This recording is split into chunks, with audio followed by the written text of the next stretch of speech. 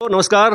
एक बार फिर आपका स्वागत है। मैं राम शर्मा काबरेन आपका इस्तकबाल करता हूं। निश्चित रूप से एक नई यात्रा की तरफ हम बढ़ रहे हैं। नई यात्रा, जी हाँ, किसी भी साहित्यकार के लिए यदि हम पहली पुस्तक कहें तो वो पहला बेटा होता है। और इस यात्रा में कोई अगर काव्य, महाकाव्य हो जाए, खंड काव्य हो जाए तो निश्चित रूप से बेटा सपूत जैसा होता है। मैं एक बार फिर आपको यह याद दिला दूं कि समाज के सभी अपशिष्ट को कोई शिष्ट व्यक्ति ही बहा सकता है। और शिष्टता निष्ठता से आती है। जब व्यक्ति में निष्ठा हो तो निश्चित रूप से समाज के सभी उपद्रवों को वो हटा सकता है। ये साहित्य हमें सिखाता है। साहित्य में हाड़ौती की जमीन पर हमारे साथ जब महाकवि किशन जी वर्मा होते हैं तो एक नए इतिहास का सृजन होता है। इतिहास का सृजन, जी हाँ, जब हम काल कवलित अवस्थाओं में कोरोना से लड़ रहे थे और जब बात हम बुद्धम शरणम गच्छामि की करते हैं तब हमें याद आते हैं किशन जी वर्मा। और आज का दिन इतिहास बनने वाला है दोस्तों, तो क्यों ना आइए सीधे करते हैं उनसे ही बातचीत। भाई साहब नमस्कार। आपका नमस्कार नमस्कार। बहुत बहुत बधाई। आज का दिवस फिर एक बार आप इतिहास के स्वर्ण अक्षरों में लिखने वाले हैं। बहुत बहुत धन्यवाद। जी। दो पुस्तकें, दोनों कौन कौन सी है? एक तो बुद्धायन महाकाव्य, जी एक कोरोना का कहर जी खंड काव्य है। जी। पहला ही सवाल मैं आपके सामने रखूं, बुद्धायन महाकाव्य लिखने के पीछे आपके संप्रति उद्देश्य और सोच विचार क्या था? बुद्धायन को मैंने पढ़ा है, जैसा मैंने महसूस किया है कि बुद्ध के समान ज्ञानवान, उनके दर्शन, मैं समझता हूँ कोई बिरला ही कोई होगा जो बुद्ध के बराबर, बुद्ध की शिक्षाओं को में जो एक मानव जीवन की जो एक धारा और उनको जीवन जीने की जो कला जो बुद्ध के अंदर, जो बुद्ध ने उनके उसमें दिखाई, उनकी शिक्षाओं ने, वो संसार के अंदर कोई दूसरा नजर नहीं आता मेरे को। जी। अनेक बुद्ध पर लिखे हुए साहित्य हैं, पर आपका बुद्धायन किस संदर्भ में अलग है?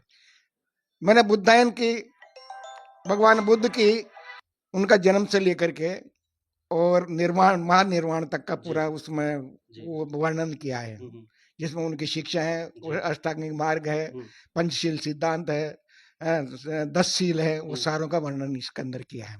तो क्या इसे महाकाव्य की श्रेणी में रखना चाहेंगे? जी हाँ, बिल्कुल महाकाव्य, क्योंकि इनके जितने जो जीवनी है, तो इनके पुरखे, इनका जो जो इतिहास आता है वो वहाँ से इक्ष्वाकु वंश से चालू होता है, भगवान राम के वहाँ से, तो उसी वंश के अंदर ही पैदा हुआ है, इसलिए महाकाव्य की श्रेणी में आता है। बुद्ध के सिद्धांतों की आज समाज में कितनी उपादेयता है, निश्चित रूप से इस महाकाव्य में सामने आने वाला है। तो आप ही बता दीजिए कि वर्तमान संदर्भ में बुद्ध की शिक्षाओं की कितनी आवश्यकता है? देखो, ये सर्वविदित है कि जो हमारे राष्ट्र अध्यक्ष बाहर जाते हैं तो वो कहते हैं, संसार को शिक्षा देते हैं कि मैं बुद्ध की धरती से आया हूँ। वह हमेशा उनका जो जो जो कथन होता है वो ये कहता है कि बुद्ध युद्ध नहीं चाहता है, बुद्ध शांति चाहता है, बुद्ध करुणा चाहता है, बुद्ध दया चाहता है। तो संसार के अंदर अगर आपको युद्ध रहित संसार का अगर निर्माण करना है तो बुद्ध की शिक्षा पर चलना बहुत जरूरी है। निश्चित रूप से, लेकिन प्रकृति सबसे ऊपर होती है। प्रकृति जब अपना वार और प्रहार करती है तो मनुष्य और मनुष्य के सभी धर्म एक तरफ हो जाते हैं। बात कर रहा हूं कोविड की। कोविड जब हमारे ऊपर आ रही थी, हम हाड़ौती में मड़ाई शब्द यूज करते हैं। मड़ाई का मतलब महामारी से भी कुछ और, जैसा कुछ और जो दंश होता है मानवता के लिए। मड़ाई जब आती है, कोविड जैसी महामारी जब आती है, तो उस दौरान एक साहित्यकार क्या सोच रहा था? क्योंकि ये मैंने भोगा है, मेरे भी परिवार के इसमें लपेट में आए हैं। जिस वक्त कोरोना का कहर चला, उस वक्त जो स्थितियां हर कॉलोनी के, हर गांव की, हर शहर की जो थी वो बड़ी भयावह थी। जगह जगह के ऊपर बेरीकट लगा दिए जाते थे, बलियां लगा दिए जाते थे, कोई आदमी मिल नहीं सकता था। जिस जगह पर जो कोरोना जिस घर के अंदर होता है उसके अंदर वो चस्पा दिया जाता था कि कोरोना का घर, तो बड़े यानी बड़ी आत्मग्लानि होती थी कि ऐसे यानी छूत की नजर से उस आदमी को देखते थे तो बड़ा विचलित हो जाता था हृदय। जी जी जी। साहित्यकार की पीड़ा आमजन की पीड़ा भी होती है। निश्चित रूप से इस पीड़ा को, जैसा कि इनके चेहरे पर देखा आपने, इस पीड़ा का कोई आर पार नहीं था। जब व्यक्ति व्यक्ति से बिछड़ रहा था, दूर हो रहा था, ऐसे में साहित्यकार के मन में क्यों आया कि मैं इस महामारी को साहित्यबद्ध करूं, लिपिबद्ध करूं? मैंने ये देखा कि हमारे जो मित्र हैं, प्रोफेसर राधेश्याम मेहर उनका जी, बेटा, जी, जी, बिल्कुल। और भी कुछ हमारे साहित्यकार बंधु थे जो इनके लपेट के अंदर आए। निश्चित। तो वो क्या कि हृदय विचलित करने वाली बात थी हुँ, कि वो यानी यानी मेहरा साहब का जो पुत्र था वो विकलांग थे दिमाग जी, से, जी, जी, है जी। वो उनको छोड़ना चाहिए। उनको कोरोना हुआ, जी। दोनों भाई बेटों को अगर 15-15 दिन का छेटे के अंतराल अंदर में वो चले गए, एक्सपायर हो गए। बिल्कुल, बिल्कुल। तो वो क्या उन्होंने सोचा कि इसके ऊपर भी कुछ अपनी कलम चलाना चाहिए एक हुँ, साहित्यकार होने के नाते। तो हुँ, मैंने इसके अंदर यानी जहाँ महामारियों का जो उद्गम है उससे लेकर के और जन जन की जो पीड़ा है किस तरह से लोगों ने भोगा, हुँ, ट्रेन एक्सीडेंट भी हुआ, किस हुँ, तरह से मेडिकल वालों ने हुँ, सहायता की, वो सारी की हुँ। सारी चीजें। कोविड महामारी के दौरान जब आप साहित्य लिख रहे थे, तो मानवता की पीड़ा तो आपके ज़हन में थी ही सही। भविष्य को लेकर एक साहित्यकार क्या सचेत करना चाहता है समाज को? भविष्य किस प्रकार से इन महामारियों से बचाने के योग्य रहे? आपने क्या लिखा?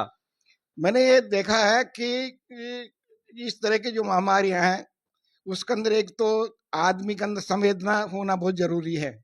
एक तो जिस तरह से छुआछूत का जो वातावरण बना था हुँ, उससे हुँ, हुँ, हुँ। बहुत बहुत पीड़ा हुई। सही तो है, कम से कम एक दूसरे को एक यानी सहयोग तो करना ही चाहिए इस मामले के अंदर। बिल्कुल। तो ये बहुत जरूरी हो जाता है। दूसरी चीज को मेडिकल वालों ने हुँ, जिस तरह से इसको निभाया है जी। वो एक प्रणाम करने वाली एक जी, बात हो जी, जी, जाती है। बिल्कुल। सही कहा आपने और जैसा कि आप जानते हैं किशन जी को निश्चित रूप से इनका रिटायरमेंट के पहले वाला जीवन चिकित्सा विभाग में रहा है।